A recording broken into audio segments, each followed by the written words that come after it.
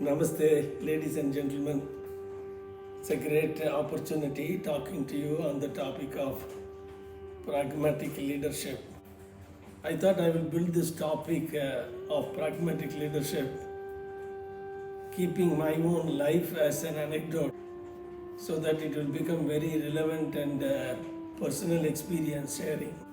So, the reason why I wrote the book Pragmatic Leadership is that I have been growing in a slow pace during the course of my career of 30 years in corporate life, struggling to move from one band to another band, retrospectively thinking that why I could not move very rapidly in the corporate career.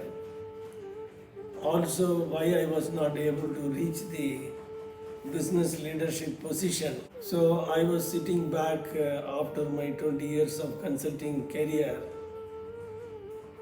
I was looking into many bright people who could lead the organization. So, being a transformation consultant, I had the privilege of closely interacting with many of the business leaders, many of them fairly young people. So I used to closely observe them. What is the quality that they have, and what are their academic background, and how they are able to take people along. This was a curiosity for me because my consulting career proceeded beyond my 30 years of corporate career. So it's very important to bring a personal experience to this subject of leadership. That was the intention that I thought that I should write a book. And then I was struggling for a proper title. And this thought came that the theme of the book is going to be a practical way of understanding what this leadership is all about. And hence I titled this as a pragmatic leadership. The word pragmatic really means a practical way of learning something by observation. So that means if you are available for observing this whole universe and the various people with whom we are interacting, there's a huge amount of learning opportunity. So when I was reading many of the leadership books written by famous authors from the Western world, most of them have written the book based on some extensive research carried out with lots of research people going around interviewing people, collecting data and classifying and analyzing the data and so on.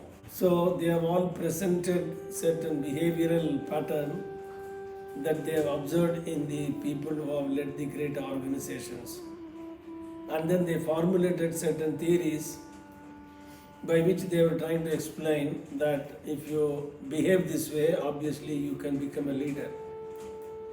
So for example, Redin's theory says that a leader is supposed to be more inclined to the people orientation rather than the task orientation, or he mentioned that the leader must have a task orientation balanced with the people orientation.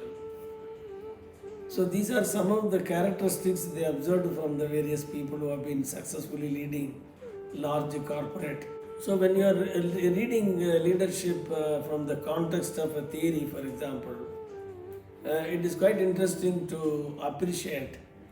But even when we are really appreciating those theories, we need to really apply them in our practical life and then groom oneself to become a leader.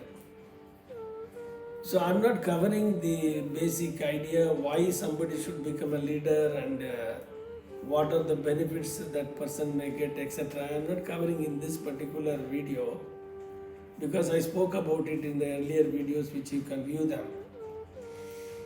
So the rationale behind the subject of pragmatic leadership is to look into human life and the human potential that the nature has bestowed on the human creation, and then try to adopt one after the other the various values and behavioral systems that will enable people to grow in the organizational ladder. It's very simple to understand that everybody wants to grow in their career, because as we are growing in our career, we get a better pay packet, and we also get a better recognition, and also a social kind of an identity. So, having said that, the subject of pragmatic leadership is nothing but an assemblage of the various ways that I struggle to progress my career, and also the observations I made from the best in class leaders whom I have come across, who are not maybe very academically educated, but they were quite clear on their role as a leader in their own organization. So going forward, I will present this findings I had from the various kind of a research, you may call it, because research need not necessarily be purely a data-based statistical analysis. Research could be based on observation as well. So the process of building up the rationale of the pragmatic leadership is based on one of the scientific concept, which is called a process of synthesis. A process of synthesis really means is that you have made observation on multiple number of people. So since you have made observation repeated in the multiple number of people, then it has to be true. So that is the hypothesis of process of synthesis.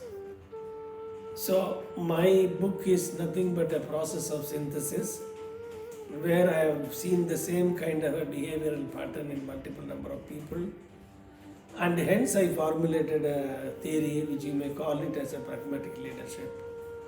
So going forward, I would like to take each one of the topics I have dealt in this book and try to give you a kind of a perspective at the 40,000 feet level, so that even in case you can't read the book, you may be able to get the perspective of what this book is all about. Thank you very much for showing interest in this topic of pragmatic leadership, and look forward to give you much more deeper insight into the subject. God bless you. Take care. Have a nice day.